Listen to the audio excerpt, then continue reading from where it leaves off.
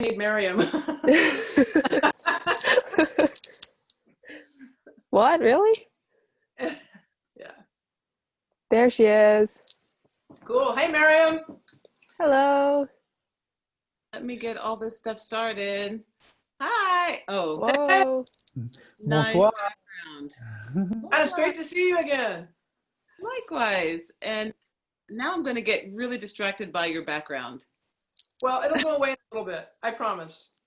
But you're wearing the perfect color for it. Yeah, oh, man. You know, it doesn't matter how many times I still photograph the sunsets. I photograph the sunsets. I take videos of the waves. Yep. It's in you. It's in us. Those of us that were raised near the ocean, in the ocean. I mean, I like to say I've got salt water in my veins, and anything associated with the beach and sunsets and so on. It's just a part of me, you know. Yeah. No, I wonder if we talked about it before, but you know, there was a time when I thought I could never leave the ocean. Like it felt like a magnetic pull that I was like, I don't know if I'm going to function if I leave the ocean. I was so used to seeing it either on my left or on my right or in front of me or behind me. It was just always a point of reference. And, you know, yeah. Yeah. So how does the River It's Seine, still a problem. how does the River Seine work in its place? Not at all. I actually live right next to the canal that I ride my bike back and forth to get everywhere, because where I am is just a little bit on the outskirts of Paris now. So I use that as my little bit of water. And ironically, at the end of the summer, they had a triathlon apparently, and it's a canal with barges, and it's like a working canal with lots of stuff in it, shall we say. And there was about 100 swimmers swimming in that canal, and after my heart came out of my throat, because I was like, do you guys know what's in there? You know, it did give me a sense of, oh, okay, maybe it's not that bad. It's Oh, goodness. a decent body of water. Yeah, well, I am traveling virtually in France this week and for the next 2 weeks, because the Tour de France is going on now.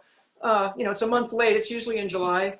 Yep. So today they were in the Pyrenees for the first day. And so it's wonderful armchair traveling. And I sometimes do my bike riding indoors. I've got my bike on a Cyclops. So I've got the tour going, and it's really motivating and inspiring. I was just going to say, good motivation. Yeah.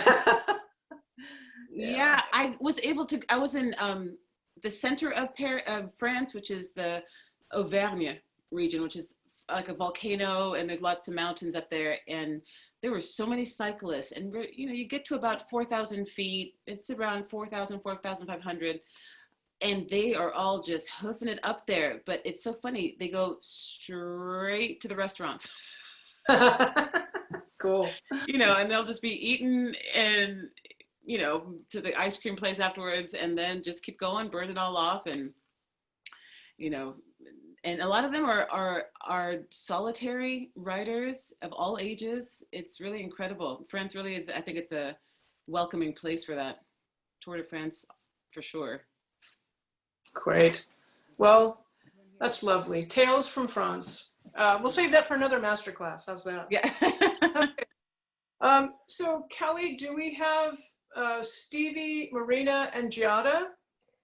Affirmative. And Giada, Stevie, Marina, if you are with us, we need to see your video, if you can, please, so that you're visible to Mariam when you play.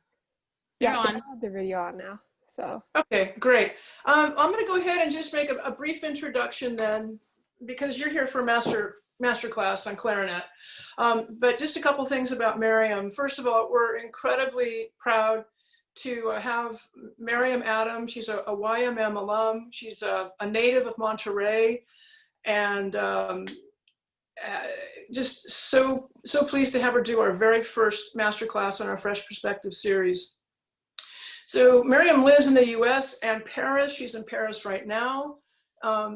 And in addition to living on a couple of different continents, she also is freely between jazz and chamber music and solo recitals and orchestral music. She's just incredibly gifted in so many different genres of music. She's a founding member of the Grammy-nominated woodwind quintet Imani Winds, and she's given master classes all over the world. She's a Selmer Paris artist on the Privilege series. And today she will work with 3 of our students in the Honors Orchestra. And I'm gonna pass this along now to our music director, Danko Drusko, who will also just say a few brief words, and then we'll let Mariam take it from here. Thank you, Mariam. Thanks, Sue. Yes, I wanted to also welcome everyone who joined us this morning, including staff, board members, community members, parents, and anyone else in the orchestra that's not a clarinetist. And then obviously welcome Mariam and thank her for being available and sharing her talent with us and inspiring us and making music. So without further ado, I'd like to just hand it over to Mariam. Thank you for being here and have fun. Thanks, Danko. I am so excited to see you guys virtually. I would have loved to see you guys in person, and we'll make that happen as soon as it's possible. And I just wanted to, Stevie, Marina, and Giada. Am I saying that right? Yeah, okay. Just so I get it right, raise your hand, you're playing the Mozart, and that's first? Okay, Giada's playing the Mozart first. And then which of the rows A's to? It's 13, 14? 14. 14, can I get 14? 14, going around 15, 14, 15, 16, we go up to 32. I'm playing 14 and Marina's doing 13. Okay, great, so I have those out. So we'll get started just in a second. I wanted to just tell you that Youth Music Monterey continues to be an incredible foundation that me as an international touring musician and my wonderful luck that I've had with my career all goes back to Youth Music Monterey, and it was an incredible experience. I'm still friends with pretty much all of the many of the people in my circle in the youth orchestra and also in the summer program. So I can't tell you guys how important it is to be nice to each other, because you don't know how long these friendships are going to last, and you don't know who is going to come into your world later on in life. And even some of the people that don't go on to be a professional musician will be in the arts world, or they'll be music supporters. So I want to just reinstate the love that you have for music already. I want to encourage that, help it blossom, but also remind you that this is a very special organization that after I've traveled, you know, and I've given master classes in all kinds of places, and it always makes me reference back to Youth Music Monterey. So that's one reason why I'm so glad to work with you guys. And I was able to work with the orchestra, might have been already like 10 years ago. And so that was nice. They rehearsed in my old band room at Monterey High, which was kind of like traumatic to go back to that. But it was wonderful to see the musicians and to get that feeling again. And I will say that also that was one of the last times that I played orchestral music up until about 4 years ago, when I took up the orchestra in London that I play with. And so many of these pieces that I played, everything, it was a visceral memory to Youth Music Monterey. So there's my nostalgia pitch. Okay, Giada, you want to get started with the Mozart? And I'll just talk at you guys if you have any questions. I tend to throw out a lot of things in one masterclass. And if you have a question about something, or if you want clarification, feel free to write it in the chat or just ask me. It's a very informal environment. I want you guys to feel comfortable asking me whatever, and we can always, you know, go back and hash out something that you really want to hone in on. Okay, do you want me to start playing? Yeah. Okay.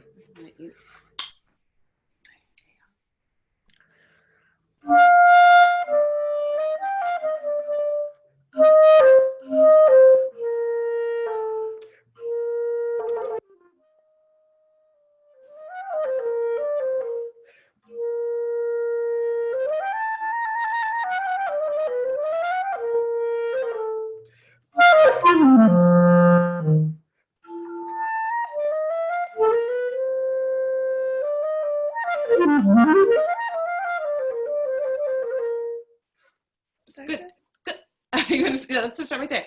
Excellent. Jetta, tell me what year you're in and how long you've been playing clarinet. I think I've been playing clarinet for like 6 or 7 years now. And Okay. I'm a freshman. Okay, and where are you going to school? Carmel High School. Okay. I don't know the music teachers anymore. Let's not pretend. I think I might just know Debbie Caramelli still. Okay, excellent. What was the last piece of music that you worked on before the Mozart? For the Mozart, it was a school piece. I forgot what it was called. Are you taking private lessons? Are you, yeah? And what do you work on in your lessons? Well, lately there's excerpts for the Allstate that we've been working on, and we also been working on the concerto too. Okay, great. So right, the Mozart concerto is one of these pieces that just will live with you your entire life. Even if you put the clarinet away, you'll hear it in movies, in cafes. I've heard it everywhere, and especially the second movement, because it's one of these pieces that is just heart-wrenching, right? So one of the first things I want you to think about when you're playing this piece, Jetta, is that it's like a perfect little black dress, right? Or like a good suit. It's just classic in the way that it wants to fit. And part of that is knowing that Mozart at the time was writing a lot of operas, and a lot of them were funny operas, but they were operas that were very entertaining. They had to be entertaining, right? And when he met Mohlfeld, he ended up wanting to write for the clarinet, and he was at the end of his life, and it was a very reflective time for him. So immediately with all these pieces, and this will go into the Rose Etudes as well, the music at that time was meant to evoke a feeling immediately because it was often for entertainment, right? So we are going to attack a few things at the same time. So one, we have to think a steady tempo because you have an orchestra behind you, right? And you want to think about stepping onto a stage and making a statement. Like you don't want the dress to be like high on one side and low on the other side, or frills coming out. Yeah. No wardrobe malfunctions. But so let's just start with that. So I'm just going to play the opening for you and give you an example of that.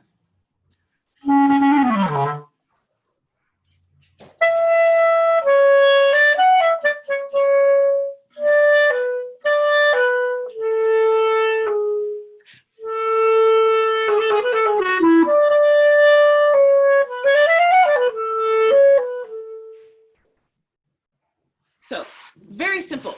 I'm not going to over exaggerate and go.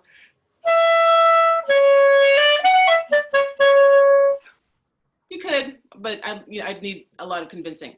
But the beauty of Mozart is that it's simple and it's in tempo, and they are statements just the way we speak. So it starts and it stops. It has a beginning with an intonation and an anticipation for the end. Okay, so just start that first phrase again. Just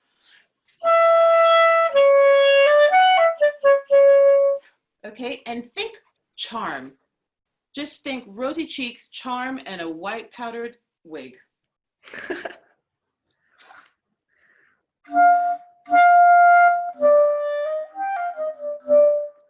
Sorry, you're playing it on B flat. I'm playing it on A. It's originally on A clarinet. Yeah, so I have it. I written an A, but it's I the same didn't. fingering. Do you have an A clarinet? Yeah, You should play it on A clarinet. that's normally what I do. But for like this class, I didn't know if you wanted it in B or A. Yeah, so. no, because you want to have it in your ear, but it's also a different resistance, right? The A clarinet is that little bit longer. It has different ventilation systems, so it is a different resistance to different parts of the clarinet. Have you been practicing it on A? Yeah. Let's take 2 seconds. Can you pull it out? Do you have it nearby? Yeah. Okay, and I'll talk while you get it ready. Okay. Yeah. She wants it on A Rose. clarinet, So the pieces that we're going to hear today, Cyril Rose, right? And Mozart. Cyril Rose. Do you guys know anything about him? Marina, Stevie? No? Say again? Not really. So there's actually not much you need to know, is other than he was a clarinetist, a teacher that set a standard for in Paris, but he played in the opera. He played in the opera, Paris opera, for like 50 years. And therefore, he immediately just heard everything in song, right? Everything was just like this very operatic type of melody. And he used that technique to interweave the technique that the clarinetists have to work on. And it's funny that a lot of the music in that time goes back to opera. And I tell you, you only have to listen to even one act of a Verdi opera or a Mozart opera. You can kind of get the gist. It'd be great if you can listen to the whole thing, but the idea of song and engagement and tension release and how to create a beautiful sound, all very important in that time. And if you can kind of switch as an actor to those roles and hear it in that way, what comes out of your clarinet will be so much different. That's like the overall musicality part of it, right? And then we'll get into some technical clarinet stuff. All right, put some air through that horn and just plant your fingers on. Great. All right, start it again. Okay.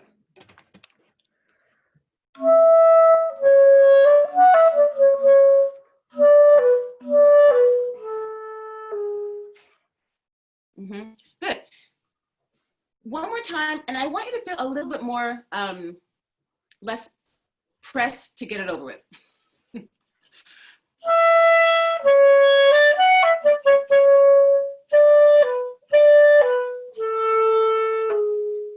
Instead of what I'm hearing a little bit of.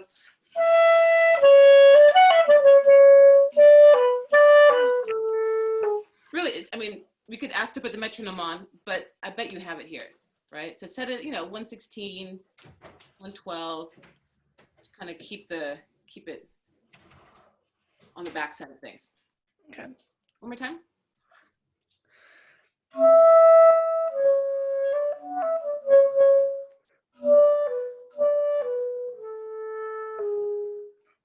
Better.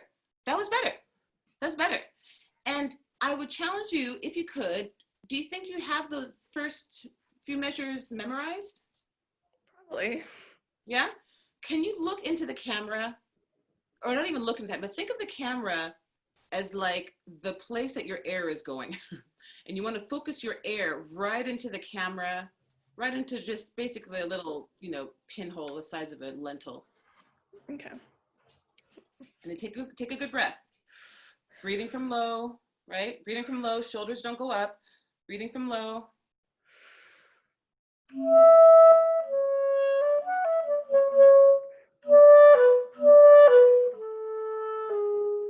Good.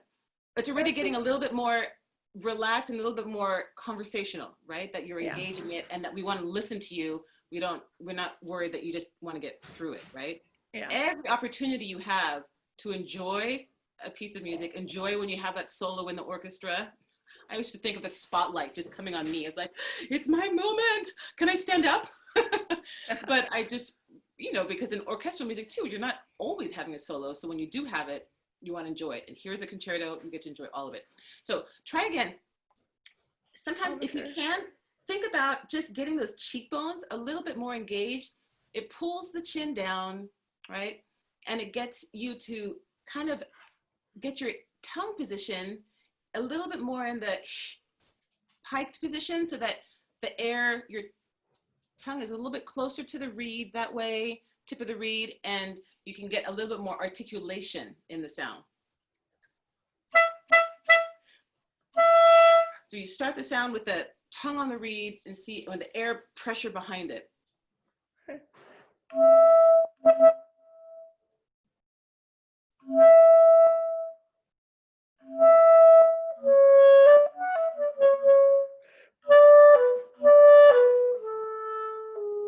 Yeah, and a little bit more on the,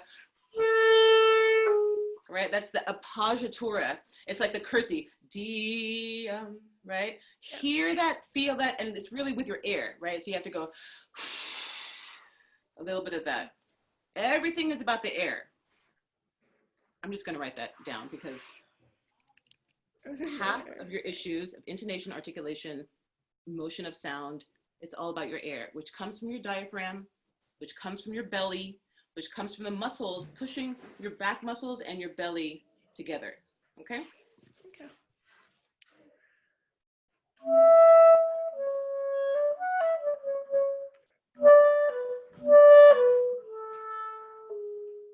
Good. That's good. I see you thinking about it. Yeah. I almost hear it.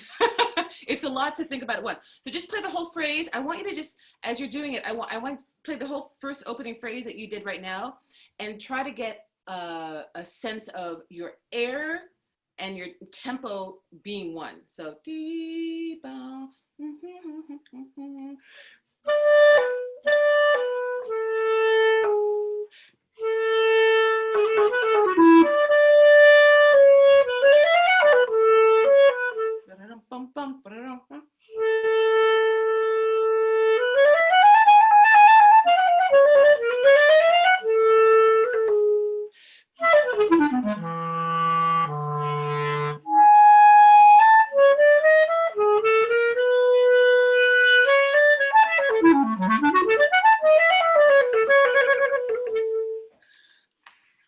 You know, so just like you're feeling the whole introduction already, taking a good breath. Usually you'd be standing up.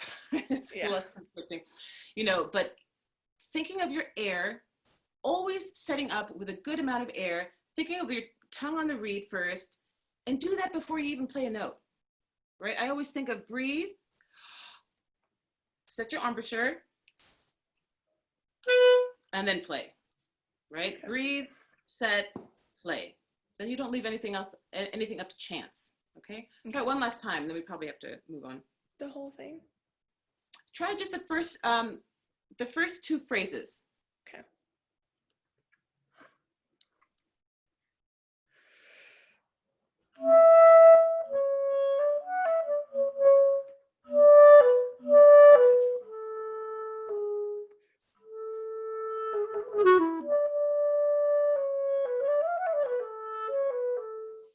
Mm-hmm. Let's try that right there. Mm-hmm. It's like a little stumble there. Yeah. Dee da da da dee da da da dee. So you have to really think like you've got like, you know, the metronome always going in your head and practice. Your fingers have to have the control. So just briefly for all the clarinetists quickly, and Jetta, you have the sound automatically adjusting. I don't know if you got the email that Kelly sent, Kelly sent about, because then it adjusts the sound. I hope mine's not doing that. I turned it off. I hope mine has been okay. How do you turn it off? You have to go to your audio settings and then to advanced settings. That way I can hear everything. And while she's looking for that, so finger exercises. Finger exercises to get your strength, because your generation and us too, you guys are much stronger in certain fingers than other fingers. So as an instrumentalist, you have to do a few things to make your fingers a little more even. Scales is one. Scales and doing chromatic scales just like this.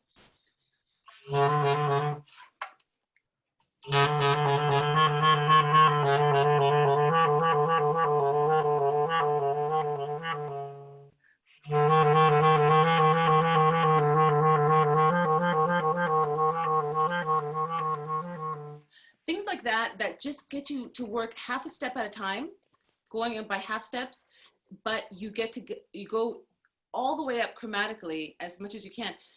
You need to have a little more strength in your ring fingers, right? Your third finger and your pinky usually. We're usually pretty strong in these first pincher fingers, but these other ones get less attention. They're a little more weak. And that is when it shows up when you're playing a scale and all of a sudden you're going, right? Because those are you're not controlling the fingers such as the ring fingers. So that one scale that was tripping you up was exactly the one that represents needing to work on these little fingers. So you can do finger exercises. You can even do it when you're sitting in class, just doing this. Just pressing on your fingers. Just pressing on your fingers a little bit. Just like that, just like that, just like that, just like that, just like that. Did you find out where it is? Yeah. Okay, try just that lick right there, and then we'll move on to Marina.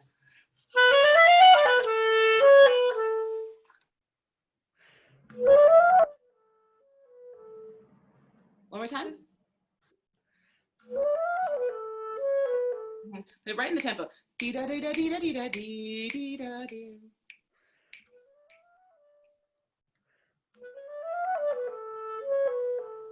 Yeah, so you have to really think like when you see a lot of 16th notes, it doesn't mean go faster. Yeah. Right? And for you, I would suggest, do you have your metronome like on your phone or a separate metronome? I have a separate one. Okay, keep that on all the time. One, it just takes the guesswork out, right? Just keep it on your stand, keep it going, because then there's no going back and having to rework things that you already worked on. You work on sound and articulation or things, and now you have to work on rhythm. But if you've got the metronome on all the time, then you don't have to at least worry about that, and you've got that one box checked off, okay? So do that, and be conscious of that, because it will actually put other things in line of what you're playing. Keep feeling that you're smiling a little bit more when you play.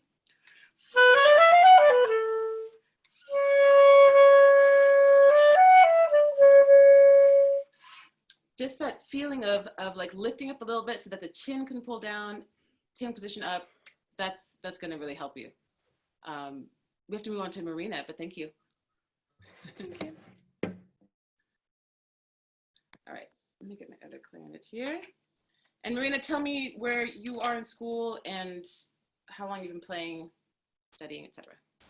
I think I've like been playing for like 6 years or so, and I'm in 10th grade. Okay. At Carmel High. At Carmel too. Okay, great. So who's the music teacher there? Mr. Hanley. Right. Sounds familiar. And you're playing 13. Yeah. Okay. So again, an operatic moment. Do you have the whole thing prepared? Do you want to just do half of it? I have the whole thing. Okay. Let's see how far we get. Should I start? Yeah, please.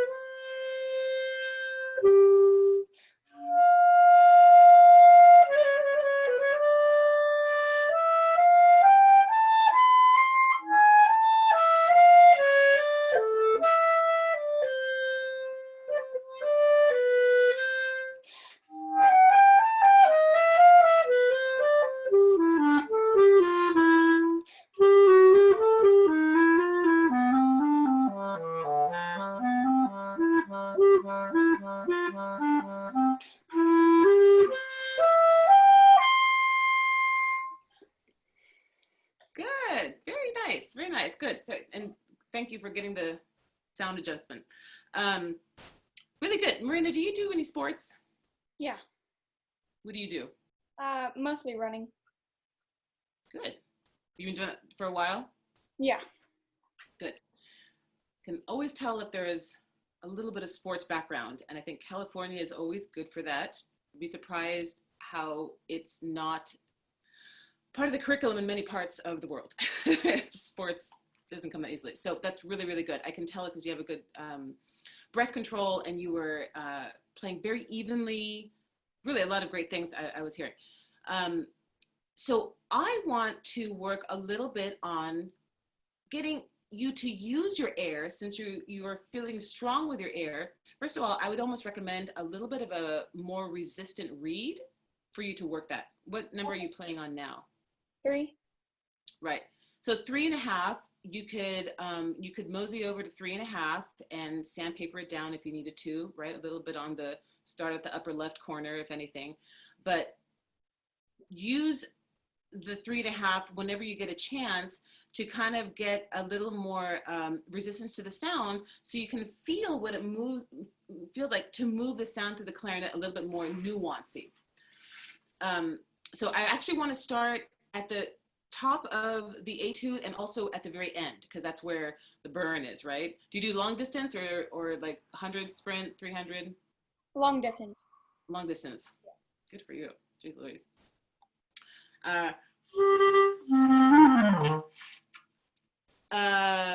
Right at the beginning, into this third measure, I want you to think about that ornamentation as just an ornamentation, right? A Christmas tree is a Christmas tree.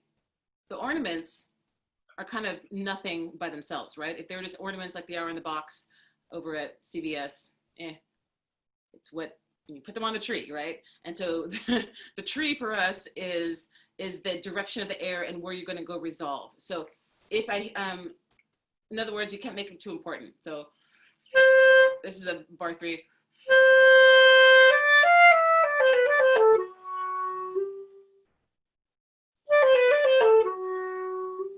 Instead of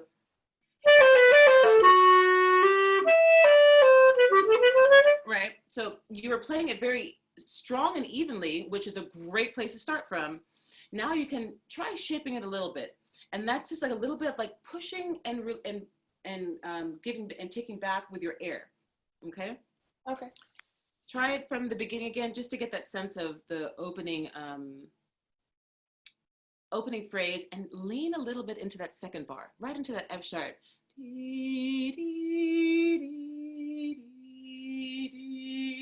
Right, and you land on that D of the third bar, just as nicely.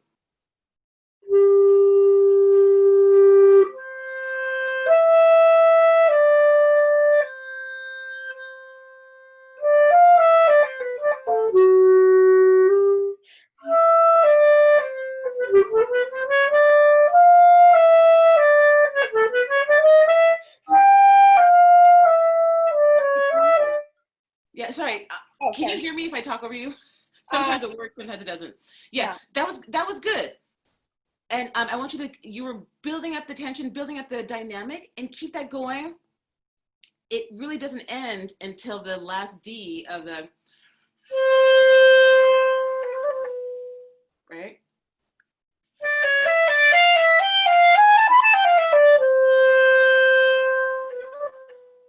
Right? You're just going to be a little more flamboyant about things, just a little bit more flair. But what that translates into is your air going right when you think you can't anymore. In general, you might, and this goes with the using of a little bit of a softer reed, but in general, I think you could take a little more mouthpiece in at the bottom. Okay. You're getting a good amount of air in, but the goal is to have this kind of top lip, bottom lip, where you're taking in a little bit more in the bottom reed and not too high up here with your top lip, so that you are basically getting as much air into the mouthpiece, but using as much of the reed as you can to vibrate, right? Not just like using a little bit of the reed up here, so that you know, if you're only vibrating a little bit. So try it. Maybe, I know. I did the braces thing too. I mean, it's hard, but you can navigate around it.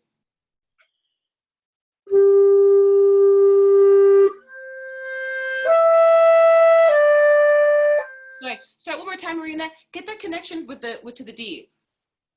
Because it sounded like it broke, but I'm not entirely.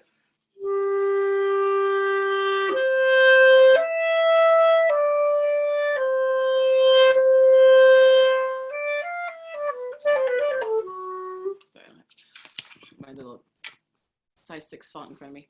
Yeah, one more time. Just connect with the air.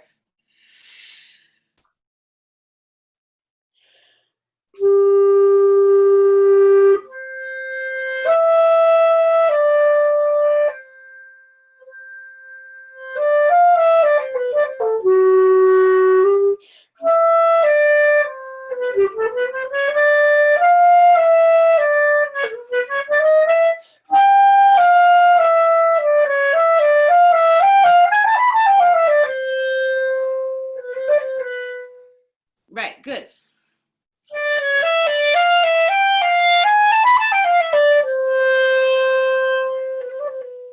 Right, so you're sitting on the D, everything else is not as important, right? So it's kind of a habit that you have to break, because when you played the first ornamentation this time, which is bar 3, the fast notes in bar 3, those went back to being a little more like here.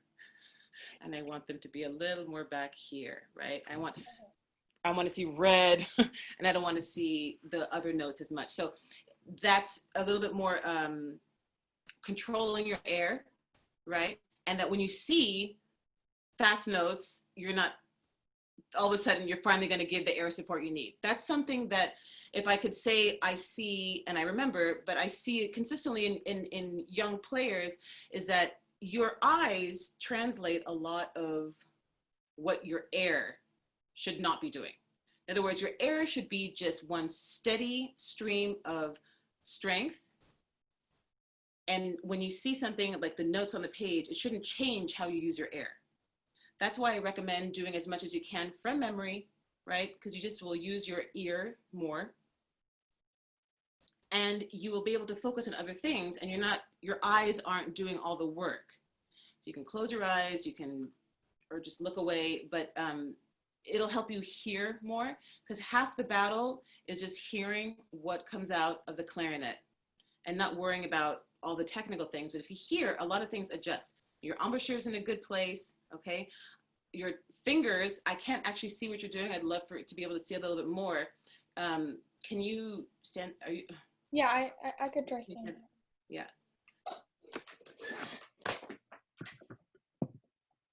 Because finger position, a lot of times, just clarinetists and anybody else interested, you know, we tend to do things where our fingers are just like all over the place, when essentially they should just be hovering over the keys like this. And this goes for any instrument. They should be hovering over, and when you're not using them, you know, they shouldn't fly away, because it's so much work to get them back over to the keys. But yet it might feel more comfortable. It might feel it might be a reflex. And that's, again, a control that you want to establish with your fingers. And let me tell you, I'd be sitting in my math class, my high school, and I would take a pencil and I would just use it like it was a miniature little clarinet. And I would do this a lot. It was sometimes unconscious, but I remember I had a feeling for these little fingers that was a little bit stronger by the time, you know, I was at the end of high school, just by having that little extra exercise. It's just like you do stretching before and after running, and other exercises to strengthen your core. You know, all that can help your clarinet work. Okay. Okay. Where should I start? Put the clarinet up first so I can make sure I can see it in your fingers. Stand back just like one step. Yeah. Yeah. Even one more step, it's okay. I can see you. That's great.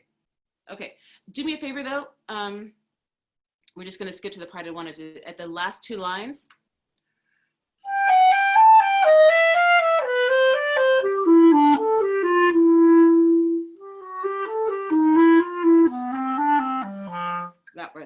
So start yeah.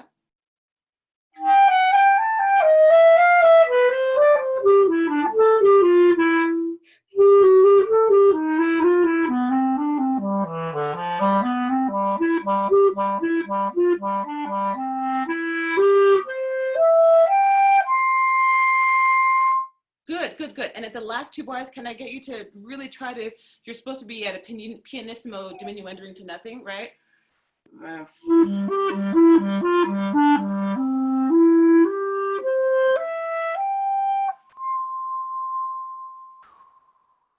And the only thing, the only place in my body that I feel any sort of like strength and tension is my belly and my diaphragm. Nowhere else, not in my fingers, not in my mouth, not in my neck, right? So to concentrate your strength in your air pressure from your belly, lower back, then you'll be able to get a pianissimo. That's a secret to pianissimo. Clarinetists, that's one of our tricks of the trade, that we can play the most amazing pianissimo in all the registers, right? It's all about air, just controlling your air. Don't pinch, don't clamp down like a Muppet, no Muppet. Also for you, a little bit, you don't want to get the risk of the Muppet embouchure, I call it. Do you guys even know what the Muppets are? Muppets. One of the things that got me into classical music, it's like Bugs Bunny. It was always playing Muppets. Anyways, they're you know, like Elmo. You know who Elmo was? Elmo, right? It's like, it's the mouth that goes, ma, ma, ma, ma, ma, ma, right? And when that gets on the clarinet, ma, ma, ma, ma, ma, ma, ma, you're not getting the pressure here that you need. You need a little bit more of the 3D and not 2D. Okay, so start right there at the same place. And I want you to think also, follow the way of the line and give me a couple nuances with your air. And you're gonna still have to work it all the way to the end to get the pianissimo. But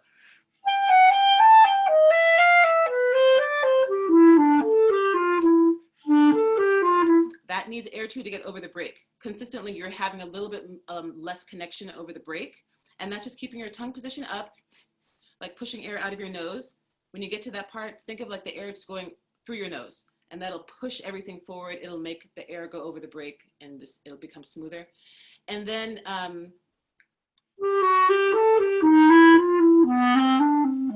you know, those half steps can be a little bit more like personal, just a little bit more personal.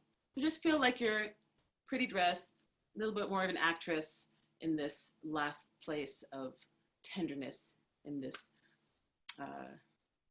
lullaby.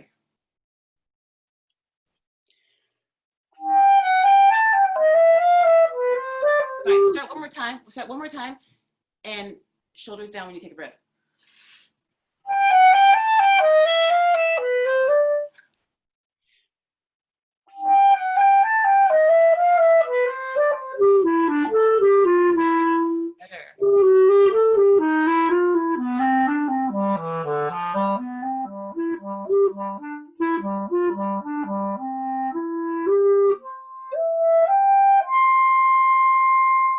Yeah, if you had to take a breath before the second to last bar, it would be okay. And what I will say about breaths in music, first of all, write them in, right? Write them in so you have a plan. You have a game plan for what you're going to do in the piece. You're not just leaving things up to chance. However, if you find that you need a breath, you can, especially in a slower piece, you can work it in without interrupting the music. You can sell us on it. But what you don't want to do is be apologetic about it and cut off the music, right? So you didn't do it, but if you needed to, and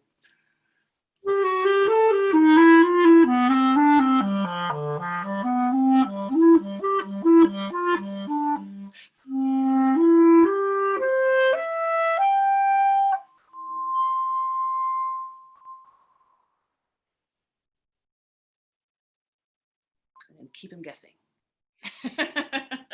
But that's the joy of it. So, you know what I mean? You can sneak the breaths in, but you don't want to go, you know, it's just training yourself to take breaths, but also training the music so that you make it musical.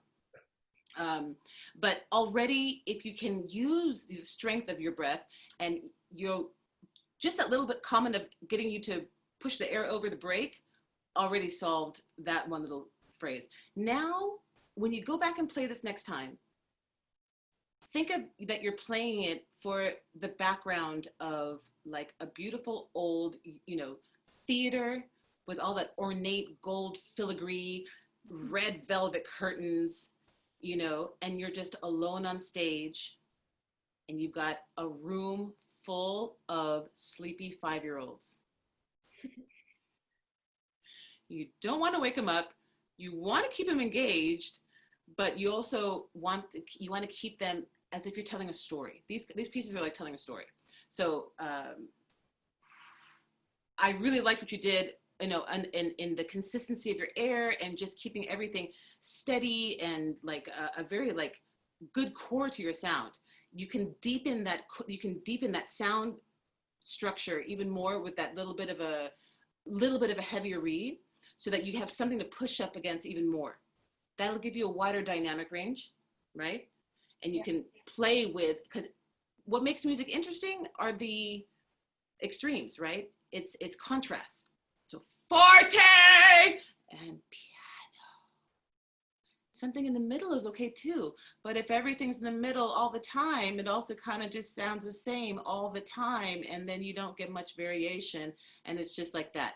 So to make what you're doing special, give it variation, and Okay. you have the tools to do that. Thank you, Marina. Thank you.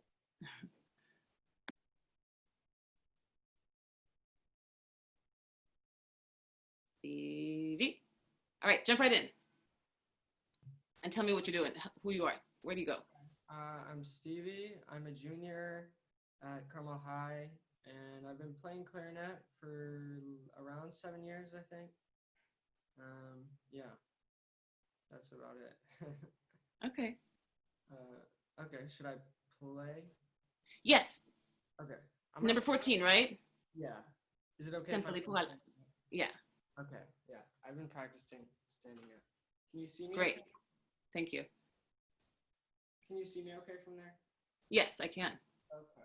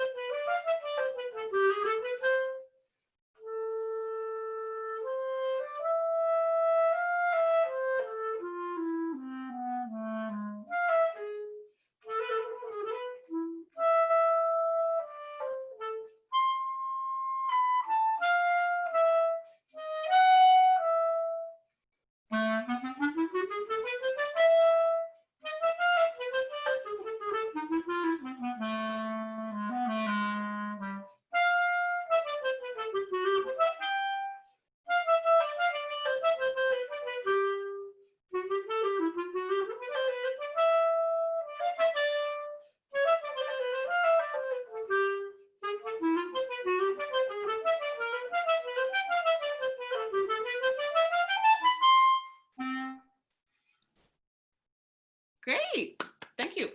Thank you, and that's not easy to wait around this whole time and then just get up and play, so good job. So you got a great facility with your fingers, you've got like a good sense of putting air through the horn right there. That's just, so many things checked off. What I need you to do to get to that next level a little bit more is your tongue position is low, which is making your articulations heavy.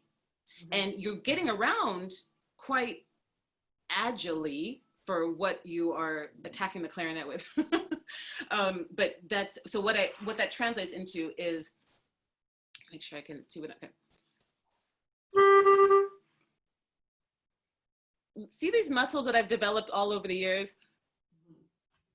Right here, Yeah. right?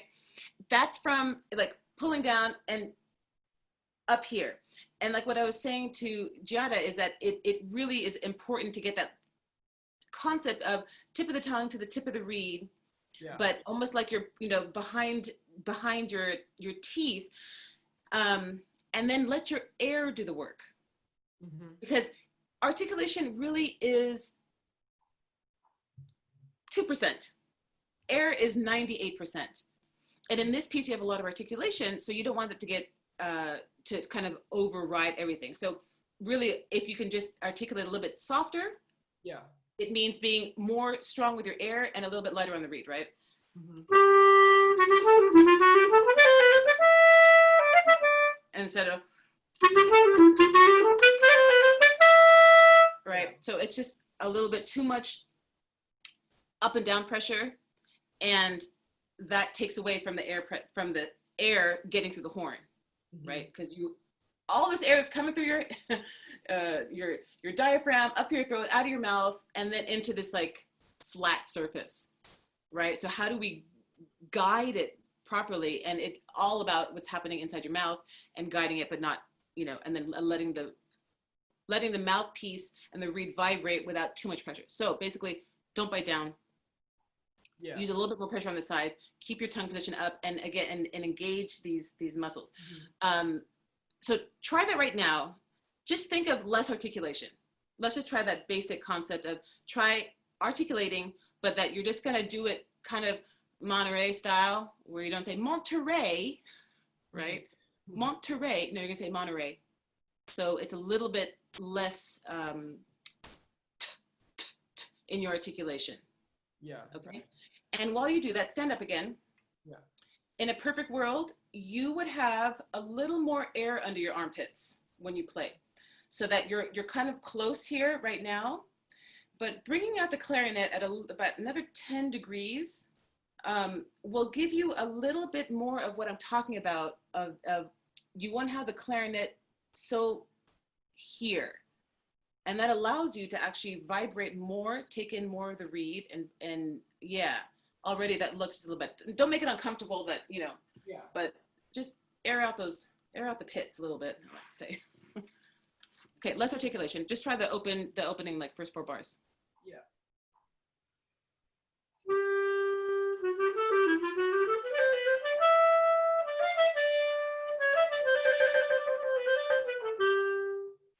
Good, good, good. And now quickly jump down to the little B section.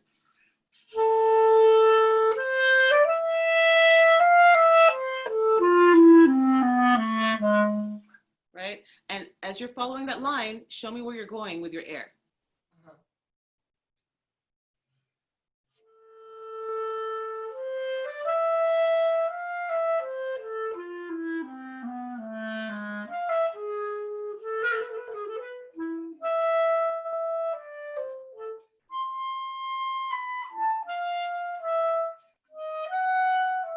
Right, good. And just in relation to the breathing, I would not breathe before that big D, right? The high D. You breathe before that so that you don't worry, so it doesn't pop out. Yeah. And then you don't have to take a breath again before the resolution of that phrase, right? I think you've got a good sense of long phrases, which is great. Now you have to make a little bit more phrasing in that. And when somebody tells you phrasing, I hope you understand that it means just the way that you would phrase a sentence as if you were talking. What are your extracurricular activities? I know you guys have to have like 1,000. Martial arts, and I also like running. I'm sorry, I missed the first one. Martial arts. Martial arts, wow. And running also? Yeah.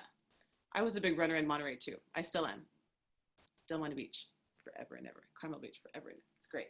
So yeah, that's a great sense of, you know, actually, even when you're, on the beach and you're looking at the curve, you're like, okay, that next curve, I'm going to run a little faster. You have a game plan for what your run is going to be, or you have a game plan in martial arts. That is one department I don't know. But I know it's a lot of like, discipline and traditions and stuff, right? And a plan of action. So in music, it's no different. You have to know where, you're not just executing, but you're telling a story. As much as you can try to engage a message when you're playing. And again, it all comes down to air. So if I wasn't using my air right now, just as I was talking to you in an engaging way, it would just sound like this. I'm just, I have it on a flat number 5 right there. It's just saying the same way. Why should it be any different when you're playing music, right? We're going for that shape. And if you don't practice this when you're practicing, right? Or you don't try it in orchestra, you'll never know what that potential is. You'll never know what your storytelling potential is. So you really want to try it a little bit more. So I wanted to use that B section phrase to enforce that. We go over a couple minutes. Is that okay? You guys, like, you can drop off if you need to, but I want to make sure I have the time. Bye, Sue. Yeah, so go back to the B, to the D, D, D, D. Yeah. She's gonna do it over time. Right, and Yeah, there, she's gonna go over time, so. try to find a different place to breathe. I won't tell you where, but I think you can do it at least a bar before the high D. Just give it away. Mm-hmm.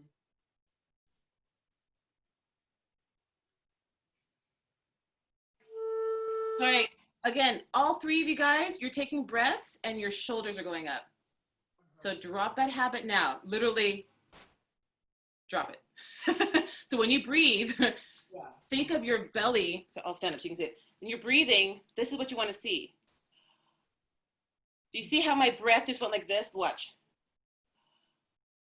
It wasn't going up here, but it's going out here and back here and then up. It's a very, it's like if there was a balloon, a water balloon, and you put it on a table so that it's like flat at the bottom. It's kind of like this, so that, and also the one way to make sure that you do that, open your throat and do a Darth Vader breath.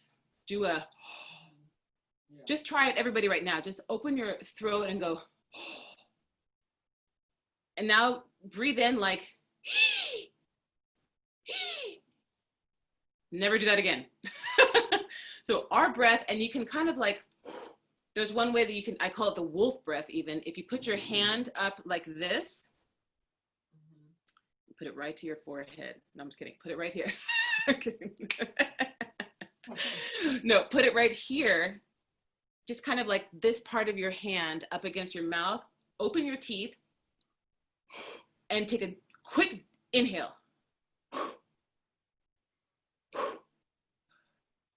You should get kind of a wolfy sound, right? And your belly immediately goes.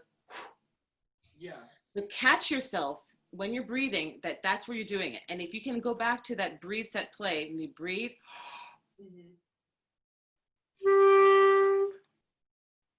That will always be a safe. It will always be a safe. Okay. Now play, please.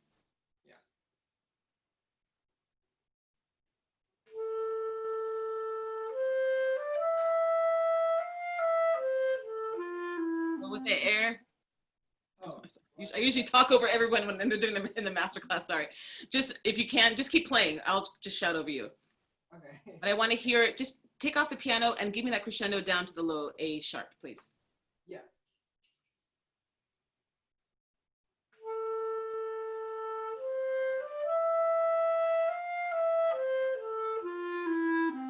Go, go.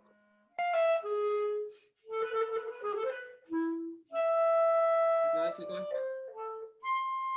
Keep the air in the armpits. Good, good. And as you're like squeezing out the last part of the air, good job, because you know your potential to still have a little bit of air to go. Still try to keep everything out here. You went back into here, and your initial breath still brought your shoulders up. So it's not something that will, snap and fix, but if you're conscious about it, it will really, really help. And therefore, this, you can focus on keeping this a little bit more up here, and then your breath will do what it's going to do and not engage with your shoulders. That's all. Just don't engage your shoulders as much as you can, except air in the armpits. Okay. Can I squeeze out a few more minutes? Is that okay? Yeah. So now go back to that same section. Do the piano. I want you to exaggerate, starting at the piano.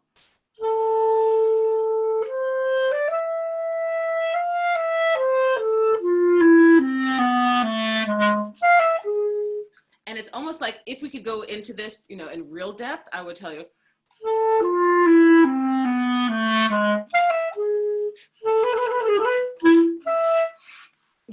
You would almost like be having a conversation with yourself right there. And you would have dialogue between the two extremes of the clarinet, right? And then you answer it with the,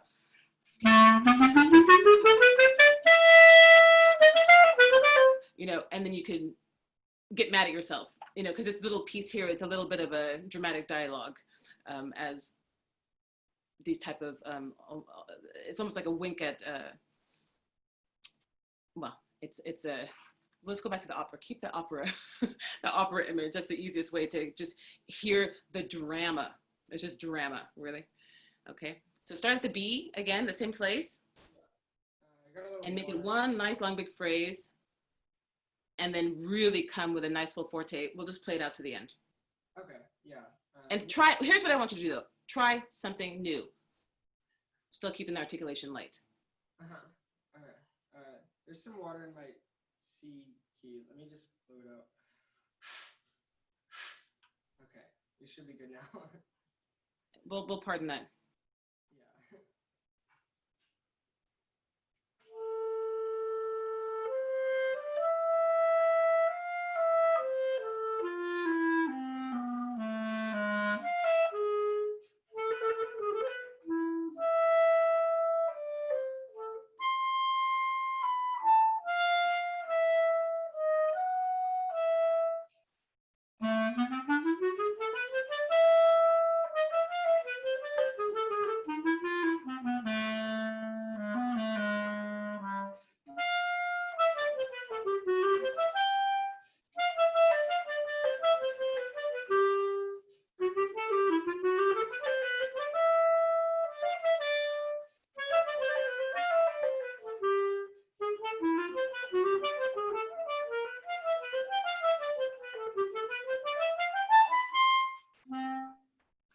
Good. And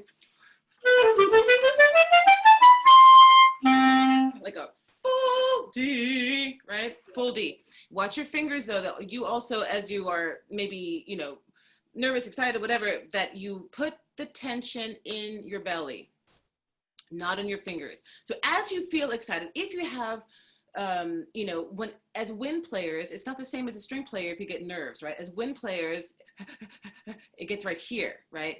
So use that wolf breath to open your belly and put all the tension in there. You can hold so much. I hate to even use the word tension, but let's use strength. But we need that strength to propel the air through, right? But not here in our mouth. And you can do that. You can do that. Use that air through in the tension, but not in your fingers. I was seeing a lot of like very active fingers. And you want to just keep them as close as you can. Just as close as you can. Just like, a jazz guitarist is doing this. You don't ever see him doing like, he's keeping it real cool, right? Because you can't play fast if you're tense. Can't play fast if you're tense. Because this tempo actually needs to be a little bit faster. Anyways, do just the last phrase so we can end on some music. And then if there's any questions. Okay. You want just from like the last two lines. Yeah, okay. Last two lines, and go back to keeping the articulation a little bit lighter. Yeah. Same amount of air, same velocity of air, a little bit lighter.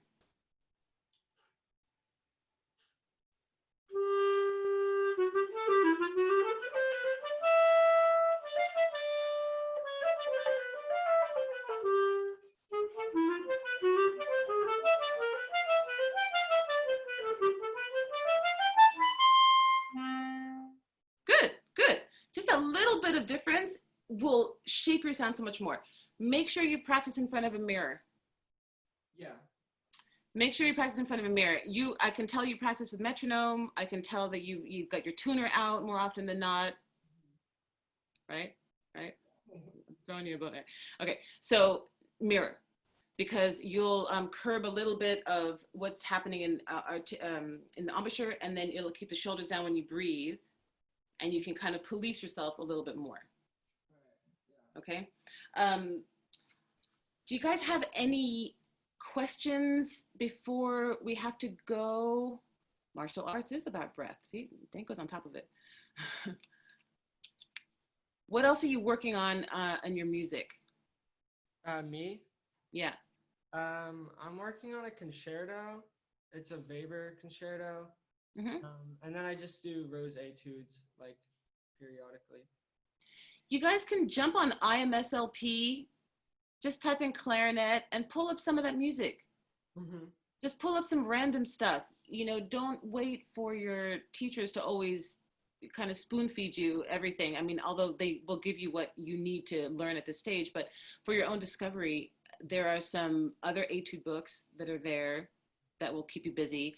And the one thing that I will say that is good for all students, and that I hope everybody does every day, because I'll just give you a quick breakdown of what a daily routine should be, if you can, which is, you know, long tones, scales,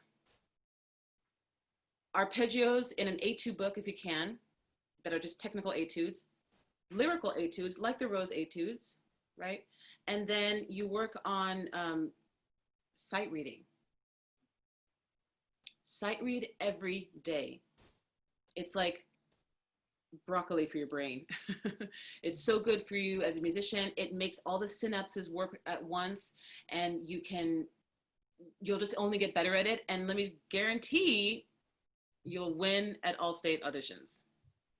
The better you sight read, it'll just speed you to the front. Drop the mic. I'm done. No, seriously, sight reading is everything. It hits so many birds with one stone. And then work on your pieces that you're working on, but always have a foundation that you start with your long tones. Just hold out each note as long as you can. Do the over the break if you don't have much time.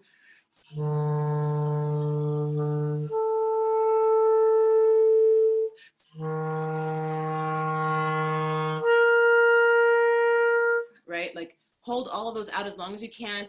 It gives you a chance to center yourself with your breath, check in with your embouchure, see what's going on. It's also a good time. I mean, while you're doing that, you could, look at your notes or look at something you're supposed to memorize. Like it's a physical thing, but it's also, if you don't have much time, you could do 2 in 1. I don't really condone that, but sometimes you're busy students, so I know what that is. But make sure you get that foundation in, even if it's 15 minutes a day. That will help you get better at your instrument, and you'll enjoy things faster. And it helps you control all the registers, right? Because there's still a little bit of control in the 3rd register that everybody could do better, right? A little bit tongue position that could be a little bit higher through all the registers, right? And we want to make sure that you're always listening for that good, beautiful sound, because it's really all about us. I mean, the clarinets, in my mind. Do you guys have any questions? There's a question in the chat, Yes. and I'm going to read it back to you. Yeah, and I see it here. What kind of jobs do I have as a musician living in Paris? Very good question. Actually, this is interesting. So I have, since I left my wind quintet that I toured with, I lived in New York for almost 20 years, right? And I was based there. I toured with the wind quintet, and that was my foundation, Imani Winds. But I also had solo groups. And those solo groups are what kind of encouraged me to play in Europe more. So I did concertos. I do concertos. I play double concertos also with my clarinet duo. I have a nerdy clarinet duo. And then I have other groups that a mixed ensemble of chamber music. My passion is chamber music because it's a great combo of being just one clarinetist, one on a part, small ensembles that are more versatile and more mobile. And there's lots of repertoire to choose from. And they're also cheaper to hire than an orchestra. So I have about 4 different groups I play with here, freelance, and then I play with an orchestra in London, and who also branches off to do chamber music, the Chineke Ensemble. So I play probably about, I play a lot in London. And actually, I don't know if you saw, but I'm on the cover of the Clarinet magazine this month. Does anybody see that? I'll send it to you to share. But I'm on the cover of Clarinet magazine for this ensemble I play with in London. But there's another show, spectacle, it's a concert that I do here in France, and it's with this famous actor and satirist, Gaspard Proust. And he is kind of a combination between like Jimmy Fallon and George Carlin, like an old sassy comic. And he is passionate about classical music. He's young. He does a show called I Hate Classical Music, but with Gaspard Proust. I love it. That has been an interesting show that I've toured for the last 4 years. And it reaches all these audiences that would never come to a classical music concert. And we introduce through this kind of satirical, sarcastic, but very witty music history lesson, so it starts with like the Poulenc Clarinet Sonata. We moved through Wagner piece and Bach and Brahms and Shostakovich string quartet. There's 6 musicians. And that's one of the projects that's been surprisingly kind of, it hit. And it's not a miss, it's a hit. So I do that as well. But there's a lot you can do. Here it's a lot more orchestral playing, and France is the home of French clarinet playing. So there's a lot of tradition here, and I came in definitely as more of a wild card. So I don't get to play as many styles as I did when I was in New York, but I do that when I'm back in the States. Oh, you got the cover. Thanks, Kelly. I did send it to you guys, yeah. What about technical stuff? Any other questions?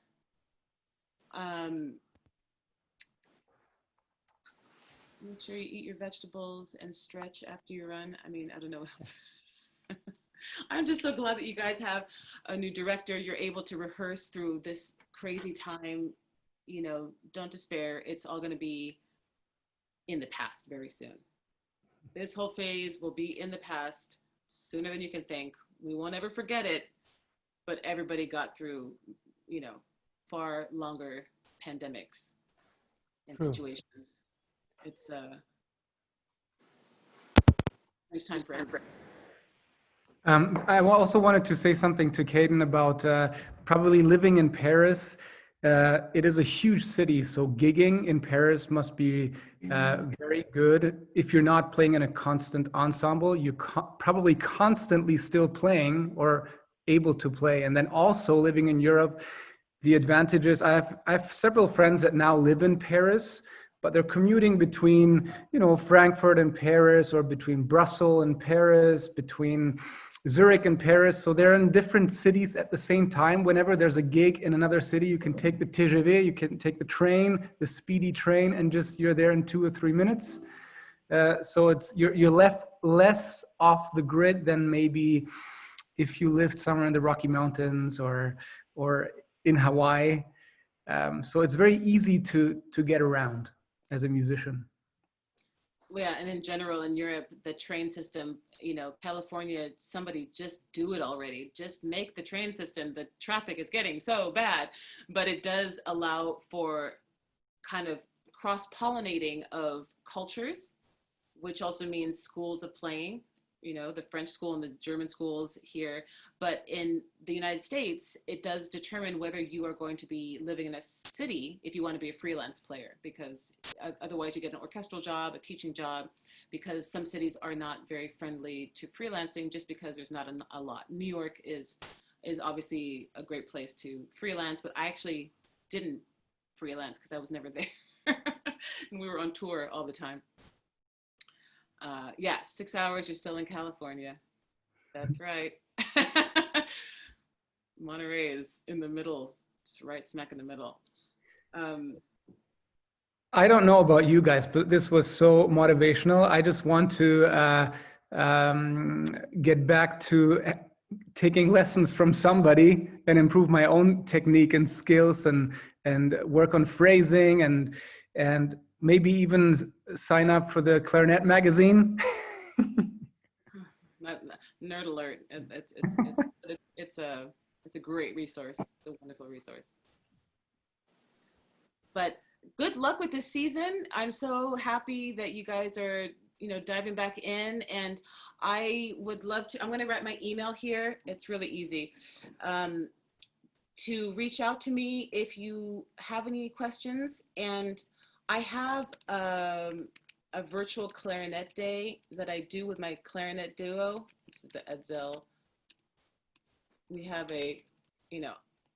I'm an Instagram-ish kind of person. I don't do enough on Facebook, but feel free to write me at that email if you have any questions or something you just forgot to ask today or something comes up in your mind later on.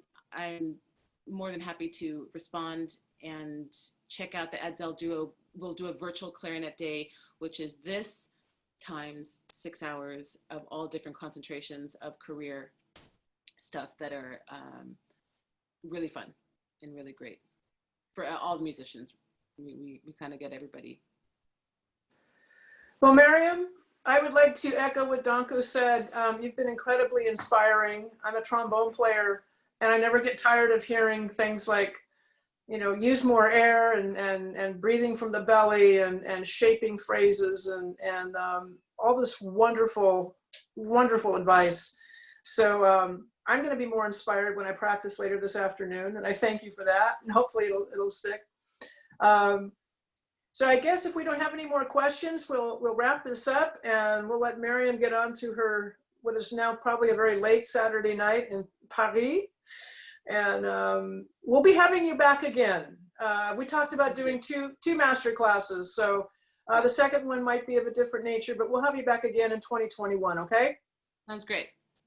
You're awesome. Thank you so much. Thank you. Thank you everyone for attending. Thanks, guys. Bye. Good luck. Bye.